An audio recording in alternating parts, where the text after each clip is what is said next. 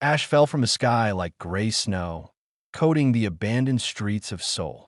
The city that once hummed with life now stood as a testament to humanity's desperate struggle against monsterization. In the distance, the shell of what was once Namsan Tower jutted from the horizon, a crooked finger pointing accusingly at the heavens. It had been 6 months since the Green Home apartments fell. 6 months since Cha Hyun-soo disappeared into the maw of a military transport. 6 months since the remaining survivors scattered like seeds in the wind. But this wasn't the end. Far from it. This was merely the beginning of a new chapter in humanity's fight for survival. Lee Eun-hyuk stood at the edge of the makeshift camp, his breath forming clouds in the cold morning air. The military compound, one of the few remaining government strongholds, buzzed with quiet activity behind him. Soldiers moved with purpose, refugees huddled around fires, and medical personnel tended to the injured and the infected. His hand unconsciously moved to his chest, feeling for the faint pulse of the monster inside him. The beast had been dormant lately, but he knew better than to believe it was gone. Thinking about running again, a familiar voice called out that Eun-hyuk turned to see Seo Ik-kyung approaching, her rifle slung over her shoulder. The former firefighter had changed in a month since Green Home. Her hair was longer, pulled back in a tight ponytail, and her eyes carried a weariness that hadn't been there before. "No," he replied, turning back to face the desolate landscape. "Just thinking." Ik-kyung stood beside him, her gaze following his to the ruins of the city. "The commander wants to see us. Says they found something." Eun-hyuk nodded, his expression unchanging. In the early days, news like this would have sparked hope. Now, it only promised more complications. They walked in silence through the camp, passing by faces both familiar and strange. Some people nodded in recognition. The survivors of Green Home had become something of legends in certain circles. Stories of their escape had spread, morphing with each retelling until they were barely recognizable. Inside the command center, a repurposed school gymnasium, military personnel hovered around maps and communication equipment. In the center stood Commander Park, a stern-faced woman with salt and pepper hair and the bearing of someone who had seen too much. "Ah, there you are," she said, gesturing for them to join her at a table where a map of Seoul was spread out. Red circles marked various locations across the city. "We've been monitoring unusual activity here, and here." She pointed to 3 locations in the north of the city. "Unusual how?" Ik-kyung asked. "Organized movement. Not random like most monster activity. And radio signals." Eun-hyuk's interest peaked. "Human." Commander Park's expression was grim. "That's what we need to find out. And there's something else." She paused, seeming to weigh her words carefully. "We intercepted a transmission. Someone mentioned a name you might recognize." Ik-kyung and Eun-hyuk exchanged glances. "Hyun-soo," Commander Park said. "Ja Hyun-soo." Lee Eun-yu adjusted the makeshift splint on a young woman's arm, careful not to cause any additional pain. Around them, the underground shelter, once a subway station, echoed with murmurs and the occasional cough. "It's not perfect, but it should hold," she said, offering a smile she didn't quite feel. "Try not to move it too much." The woman nodded gratefully and moved back to her family huddled in the corner. Eun-yu stood, stretching her back. Medical supplies were running low again. They need to send out another scavenging team soon. She made a mental note to talk to Jisoo about ITAS if summoned by her thoughts. Park Jisoo appeared at her side, her guitar case, now repurposed as a medical kit, slung over her shoulder. "How are we doing?" Jisoo asked, her voice low. "Running out of everything," Eun-yu replied. "Especially antibiotics." Jisoo nodded, her expression serious. "The scouts came back. They say there's a pharmacy about 2 kilometers north that hasn't been completely looted." But what? "There's activity in the area. Not just monsters. They think it might be another group." Eun-yu considered this. After the fall of Green Home, they'd encountered several other survivor groups. Some were friendly, willing to trade, or even join forces. Others weren't. "We can't risk a confrontation," Eun-yu said. "Not with our numbers." "We can't risk infection either," Jisoo countered. The little boy with the fever. He's getting worse. Unyu closed her eyes briefly, feeling the weight of leadership she never asked for. After their escape from Green Home, she had somehow become a central figure in their small community. People looked to her for decisions, for hope. Sometimes, she still expected her brother to step in, to take charge as he always had. But hhhhhaaaaaa was gone, disappeared during a military evacuation months ago. "Okay," she finally said, "but I'm coming with you." Jisoo looked like she wanted to argue, but thought better of it. "We leave at dawn. Small team. In and out." As Jisoo walked away, Unyu's gaze drifted to the far corner of the station, where a solitary figure sat staring at the wall. Young Jae-hyun, the former priest, had spoken barely 10 words since their escape from Green Home. The crucifixion marks on his hands had healed into jagged scars, but the wounds to his spirit seemed as fresh as ever. She approached him carefully, sitting down beside him without a word. For a long moment, they sat in silence. "I'm going out tomorrow," she finally said. "For medical supplies." Jae-hyun didn't respond, his eyes fixed on some distant point. "I could use someone who knows how to handle themselves out there." Still nothing. Unyu sighed. "Jae-hyun, we need you. I need you." Finally, he turned to look at her, his eyes hollow. "God has abandoned this place." "Then we'll have to save ourselves," she replied, meeting his gaze steadily. Something flickered in his eyes, perhaps the ghost of the man he once was. "Dawn, you said." "A small victory." Unyu nodded and stood, leaving him to his thoughts. Yes, she walked away. Her hand drifted to her neck, fingers tracing the faint pattern of scales that had begun to appear 3 days ago. She'd kept it hidden from the others, wearing high-collared shirts and scarves. But she knew what it meant. The infection was spreading. Sooner or later, she would have to face what her brother had, the slow transformation into the very thing they feared, unless she could find a way to stop it.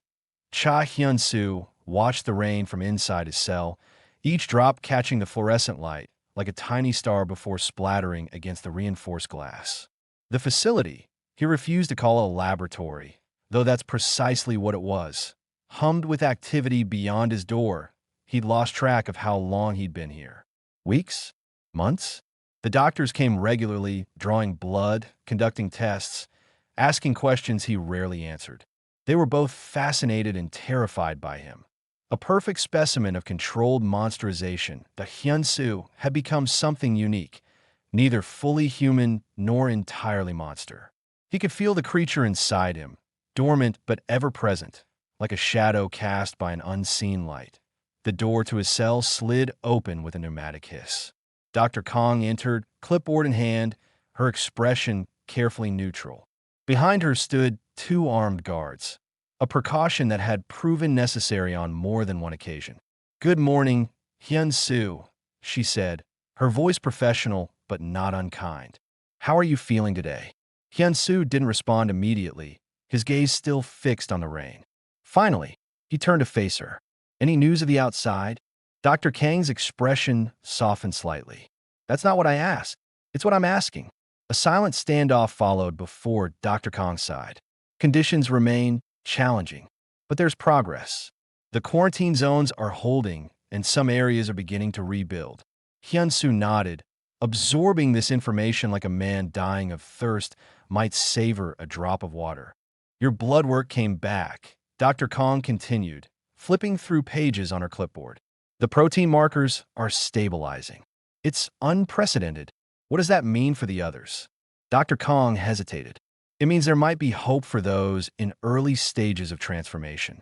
Your condition appears to be stable, a balance between human and monster.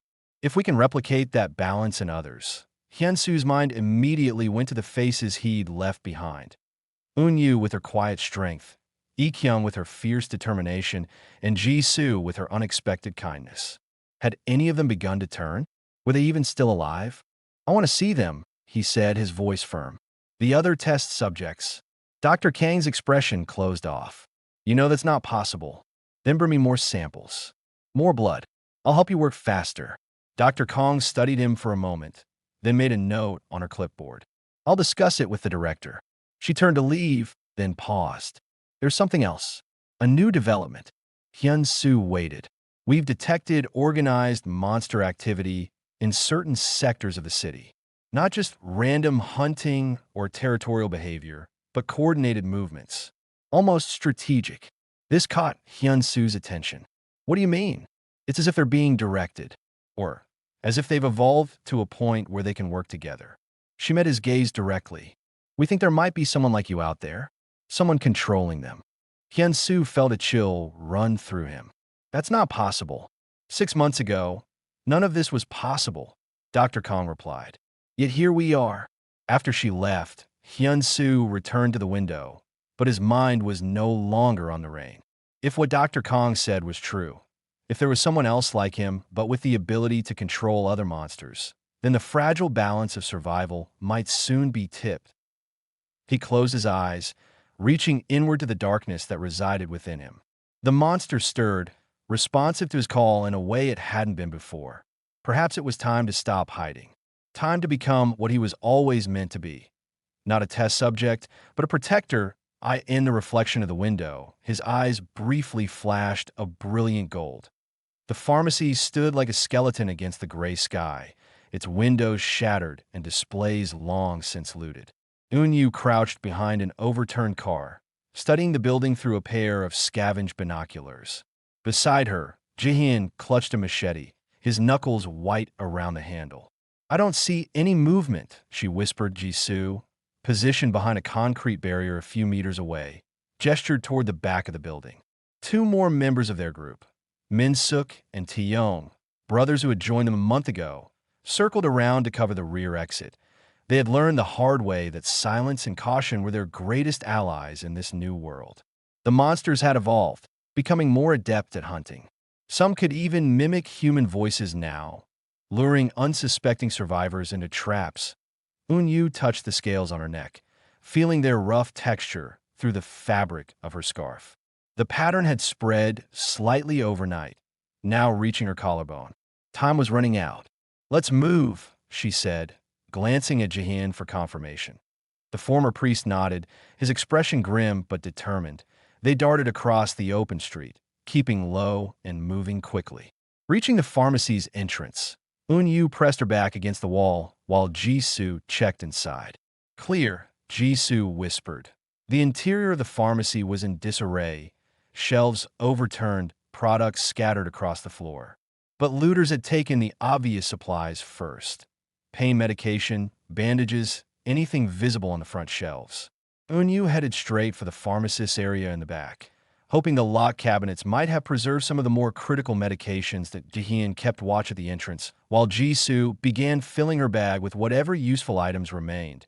Disinfectant, gauze, a few bottles of vitamins. Behind the counter, Eun-yu found what she was looking for, a metal cabinet with a broken lock. Inside were dozens of orange prescription bottles. She quickly began sorting through them, recognizing some names from her limited medical knowledge. Antibiotics, antivirals, anti-inflammatories. She took them all as her fingers closed around a bottle labeled immunosuppressant. She paused. Could this help slow her transformation? The monster inside her seemed to respond to her thoughts, sending a wave of pain across the scaled area of her skin to a soft sound. Barely a whisper caught her attention. Eun-yu froze, her hand still on the medication bottle.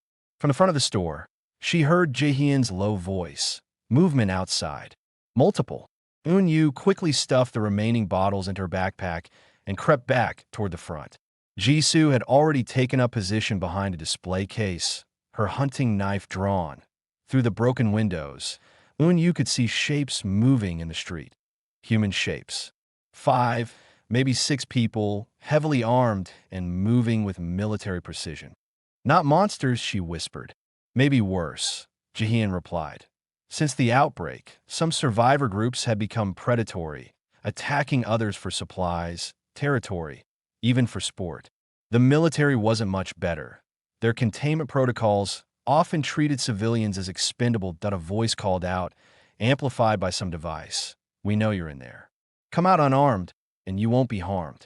Eun-yu exchanged glances with her companions. There was no way to know if the promise was genuine, but they were outnumbered and outgunned. We're friendly, she called back. Just looking for medicine for our sick. A moment of silence followed before the voice responded. Send one person out. Hands visible. Eun-yu nodded to Jae-hyun and Ji-soo. If anything happens, get back to the others. Tell them to move the camp. Ji-soo grabbed her arm. You can't trust them. We don't have a choice, Eun-yu said, handing her backpack to Ji-soo. Keep this safe. Before they could protest further, Eun-yu moved toward the entrance, raising her hands above her head. Taking a deep breath, she stepped out into the open. The armed group stood in a semicircle, weapons trained on her. They wore mismatched tactical gear, some military, some police, all of it worn and dirty from long use. But what caught Eun-yu's attention was the insignia on their shoulders, a stylized phoenix rising from flames. And then she saw him, standing slightly behind the others, his face thinner but unmistakable. Hhhhhaaaaaa, she whispered, disbelief coloring her voice. Her brother stared at her, as if seeing a ghost. Eun-yu. The reunion at the military compound was bittersweet. Eun-yu couldn't stop looking at her brother, searching his face for signs of the boy she had grown up with. Hhhhaaaaaa had always been stern, focused, sometimes cold, but there was something different about him now, a hardness that hadn't been there before. Hee-kyung embraced Ji-soo with surprising warmth, the two women having formed an unlikely bond during their time at Green Home. Jae-hyun stood apart, watching the proceedings with detached interest, though Eun-yu noticed his eyes soften when Hee-kyung approached him later. So you've been here all this time? Eun-yu asked her brother as they sat in the compound's mess hall, the buzz of conversation around them providing a semblance of normalcy. Hhhhaaaaaa nodded, his fingers tracing patterns on the scarred tabletop. After the evacuation, they brought us here, tested us, quarantined us, then eventually recruited those who could be useful. And a monster inside you. Hhhhaaaaa's hand moved unconsciously to his chest. Contained for now. They have treatments. Experimental ones. Eun-yu thought of the scales on her neck, hidden beneath her scarf. Do they work? They buy time, he replied, his eyes meeting hers with unexpected intensity. Why? Are you? She looked away, and that was answer enough that Hhhhaaaaaa reached across the table, grasping her hand. Why didn't you say something earlier? What was there to say? That I'm turning into the very thing we've been running from. We might be able to help you here. The doctors, like they're helping Hyun-soo. The words escaped before she could stop them. Hhhhaaaaaa went still. What do you know about Hyun-soo? Nothing. Just rumors. Eun-yu pulled her hand away. People talk about a special prisoner, someone who can control his transformation. Some say he's working with the government. Others say he's being experimented on against his will. Before Hhhhaaaaaa could respond, Commander Park appeared at their table, her expression serious. I need both of you. Now. They followed her to the command center, where Hee-kyung, Ji-soo, and several military officers were already gathered around a display showing footage from a drone camera. This was taken 2 hours ago, near the Northern District, Commander Park explained, gesturing to the grainy image of a street filled with monsters, dozens of them, moving together like a grotesque parade. But it was the figure at their center that caught everyone's attention, a tall, humanoid creature with elongated limbs and what appeared to be tentacles sprouting from its back. Unlike the monsters around it, this one moved with purpose, its movements almost graceful. What is that? Eun-yu whispered. We think it's what's been coordinating the monster activity, Commander Park replied. A new evolution, or something else entirely. Hhhhaaaaaa leaned forward, studying the creature. It looks familiar. Hee-kyung's voice was tight when she spoke. I've seen something like it before. At Green Home. The night, everything fell apart. Commander Park nodded grimly. We've been tracking its movements for weeks. It's been gathering monsters, creating what amounts to an army. She zoomed in on the creature's face. A smooth, featureless oval with no visible eyes or mouth. And now it's heading here. The implications sank in like a stone in water. How many people are in this compound? Yisuasket. Almost 300, Commander Park replied. Mostly civilians, some military. Can you evacuate? Not everyone. Not in time. The commander's expression was grim. Our best chance is to confront this thing before it reaches us. Stop it. Kill it if necessary. Hhhhaaaaaa straightened. I'll go. Hee-kyung, nodded. Me too. Unyu looked at her brother in alarm. You can't be serious. We've faced monsters before, hhhhhaaaa said. And we have the advantage of preparation this time. Commander Park studied them both. I was hoping you'd volunteer. Your experience with these creatures is invaluable. But there's one more thing you should know. She tapped a few keys, bringing up another image, a schematic of a facility not far from their location. This is where we believe Cha Hyun-soo is being held. A heavy silence fell over the room. The facility is in the creature's path, Commander Park continued. Whether that's coincidence or purpose, we can't say. But if this thing gets to Hyun-soo, then we have two objectives, Kyung said. Stop the creature and extract Hyun-soo. Unyu looked around at the faces of her companions. Her brother's determined expression, Kyung's fierce concentration, Jisoo's quiet resolve. Even Jaehyun, standing at the back of the room, seemed to have found some purpose again.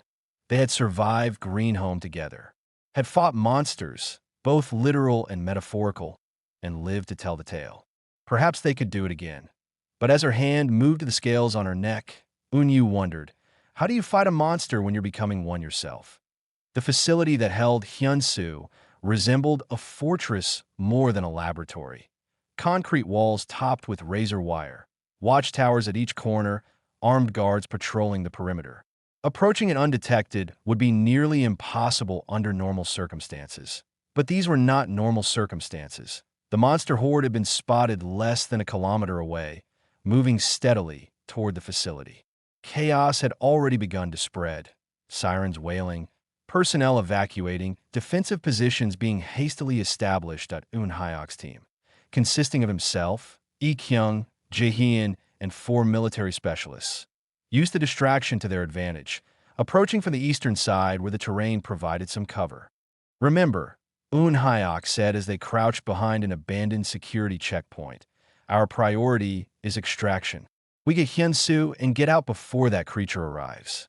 Kyung checked her weapon, a modified shotgun with special ammunition designed to penetrate monster hide. And if he doesn't want to come, then we make him, hhhhhaaaaaa replied, his voice hard.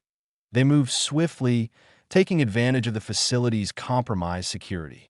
Inside, the corridors were eerily quiet, the evacuation having cleared most personnel. Jaehyun, who had once navigated the labyrinthine basement of Greenhome with ease, took point, leading them deeper into the facility.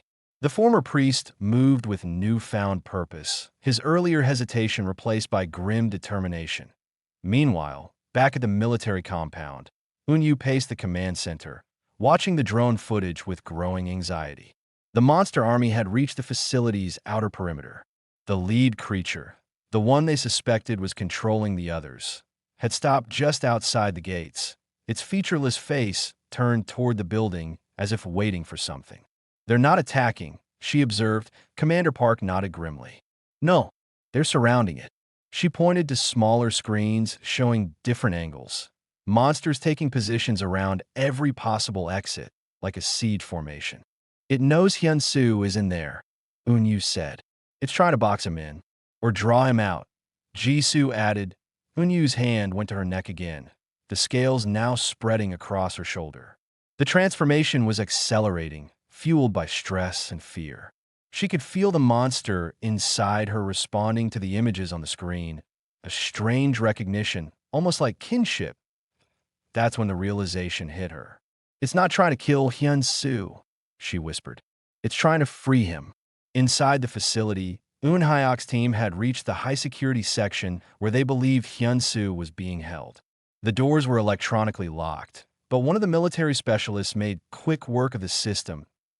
As the doors slid open, they found themselves facing not guards or scientists, but a single figure standing calmly in the center of what appeared to be a reinforced cell. Cha Hyun-soo looked different from when they had last seen him. His hair was longer, his frame leaner, but somehow stronger. But it was his eyes that had changed the most. They held a strange duality now, human warmth overlaid with something ancient and powerful. I was wondering when someone would come, he said, his voice perfectly steady, though I expected the other one first. Hhhhhaaaaaa stepped forward. We need to get you out of here. Now. Hyun-soo tilted his head slightly. The creature outside. You think it's coming for me? It's brought an army, Ik-kyung said. The entire facility is surrounded. A small smile touched Hyun-soo's lips. Not an army. A welcoming committee. He looked directly at Eun-hyeok. You felt it, haven't you? The connection. The pull toward others like us. Eun-hyeok's expression tightened. I don't know what you're talking about. Yes, you do. Your sister feels it too. Hyun-soo's gaze seemed to pierce through distance itself. The transformation has begun for her, hasn't it? Eun-hyeok's shock was visible. How did you? Because we're connected, Hyun-soo said simply. All of us. Those who carry the monster inside, but retain their humanity. We're evolving into something new. A distant explosion rocked the building, sending dust cascading from the ceiling. We need to move, one of the military specialists urged. Now, Hyun-soo nodded, stepping forward. Yes, it's time. He looked at each of them in turn. But you should know, when we leave this place, everything changes. The world you're trying to save? It's already gone. What comes next depends on us. Another explosion, closer this time, was followed by the distinctive sound of monsters, roars and screams, and the wet crunch of feeding. Lead the way, Hyun-soo said, gesturing toward the door. The sun rose over what remained of Seoul, painting the ruins in shades of gold and amber. Atop a half-collapsed skyscraper, Cha Hyun-soo stood watching the new day dawn, his expression contemplative. Behind him, Eun-yu approached, her transformation now visible, scales covering the left side of her neck and shoulder. I turned a brilliant gold. Yet she moved with confidence, no longer hiding her changing form. The others are waiting, she said. Eun-hyeok has found more survivors, humans who haven't turned but are willing to work with us. Hyun-soo nodded. And the military? Commander Park is skeptical, but she's listening. The success of the evacuation bought us some goodwill. When a creature, whose name they now knew was Young-yong, once a resident of Green Home like themselves, had breached the facility, chaos had ensued. But instead of the massacre everyone feared, something extraordinary had happened. The monsters under Yong's control had helped evacuate civilians, guided by Hyun-soo's influence, merged with Uimong's. It was the beginning of something unprecedented, cooperation between the remaining humans and those who had transformed but retained their consciousness. It won't be easy, Hyun-soo said, still gazing at the horizon. Many will never trust us. Some will try to destroy us. But they'll listen to you, Eun-yu replied. You've given them reason to hope. Hyun-soo turned to her, his expression serious. Hope is dangerous. It makes people take risks, make promises they can't keep. Eun-yu smiled slightly. Hope is also what kept us alive at Green Home. What made us fight when surrender would have been easier. From below came the sounds of activity. Humans and transformed alike working to establish a base in the remains of what had once been a shopping district. Ik-kyung's voice could be heard directing efforts, while Jisoo's guitar provided a soundtrack to their labor. Even Jae-hyun had found purpose again, creating a space where both human and monster could seek guidance. Do you ever think about what might have been? Hyun-soo asked suddenly. If none of this had happened? Eun-yu was quiet for a moment. Sometimes. But then I remember that I was barely living before. Existing, maybe, but not living. She looked at her scaled hand, turning it in the sunlight where the patterns seemed to shimmer. Ironic that it took becoming a monster to make me feel truly alive. Hyun-soo nodded, understanding in his eyes. We're not monsters or humans anymore. We're something in between. Something new. Something better, maybe. Eun-yu suggested. Maybe. Hyun-soo turned back to the sunrise. Only time will tell. In the distance, more transformed individuals were approaching, drawn by the connection they all shared, seeking guidance, community, purpose. Among them were familiar faces from Green Home and strangers alike, each carrying their own story of survival and transformation. The world had ended, but something new was beginning. And in this new world, the line between monster and human was no longer so clearly drawn.